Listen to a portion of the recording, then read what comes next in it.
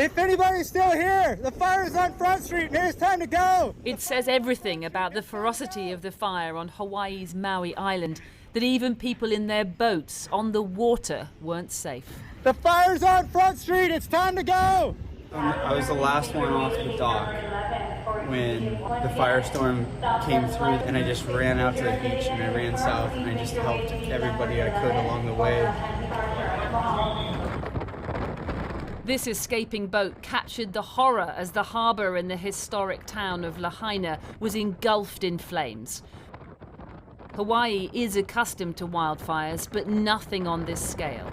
Months of dry weather left the land parched and vulnerable, a tinderbox ready to ignite, which is exactly what happened when winds from the edge of a hurricane in the south ripped through the islands at 85 miles an hour.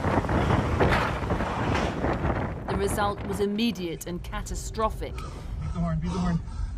Locals and tourists caught unawares were suddenly fleeing for their lives. Let's go! There's fire through there, go! We just had the worst disaster I've ever seen.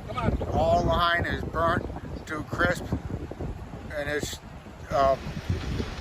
like an apocalypse. An apocalypse that was laid bare from above. Oh my God! I can't believe it, Pete. This is like a war zone. This looks like Baghdad or something. This pilot has been flying over Maui for 52 years and says he's never seen devastation like it. But we were not prepared for what we saw. All the places that are tourist areas that are Hawaiian history are gone. You know, it can't be rebuilt. It's lost forever. The town of Lahaina, seen here before the fire and after, has been totally wiped out. Hundreds of homes obliterated, shops and restaurants on Front Street, a mecca for tourists, razed to the ground. We've been pulling people out since last night, trying to save people's lives. And I feel like we're not getting the help we need, you know? Oh my God. In all, 36 people have died so far, the most deadly blaze on US soil in years. Thousands have been forced to evacuate, thousands more left without power.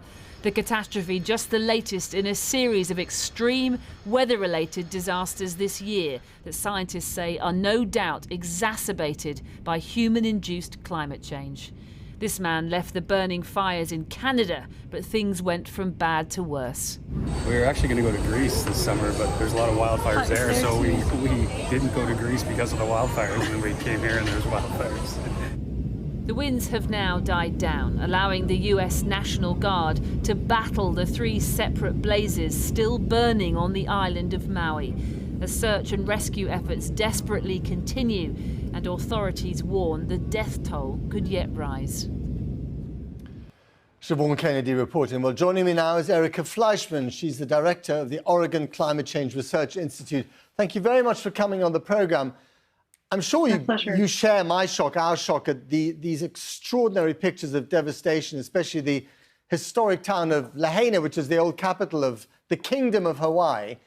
And of course, the word unprecedented has been somewhat overused this summer, but it is unprecedented, isn't it? It's something that hasn't been experienced within recent memory, that's for sure, and probably hasn't been experienced when there were anywhere near as many people in the area. And what's to blame? It's hard to say blame. One can say that a lot of things contributed to this incident. So you had, as some of your previous guests noted, you have much of the island being in mild to moderate drought, much of the island of Maui being in drought.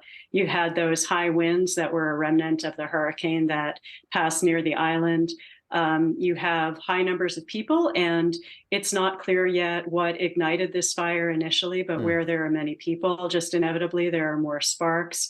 Temperatures have been high. It's really a coincidence of a lot of unfortunate circumstances. So a lot of bad luck as well. So, for instance, hurricane season. Is it unusual to have hurricanes this early it's the beginning of August? I mean, is it unusual timing for hurricanes? And can that also be a sign to climate change? Well, hurricanes, the strength of hurricanes worldwide is changing. So hurricanes are not necessarily becoming more frequent, but they are becoming more intense in many parts of the world.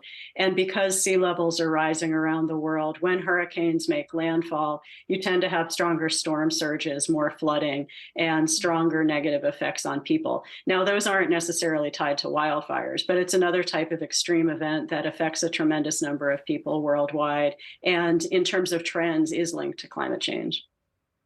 And how much blame do you think, or fault should be assigned to intense agriculture on the island of Maui and new invasive species of plants that are not as fire resistant as the original ones were?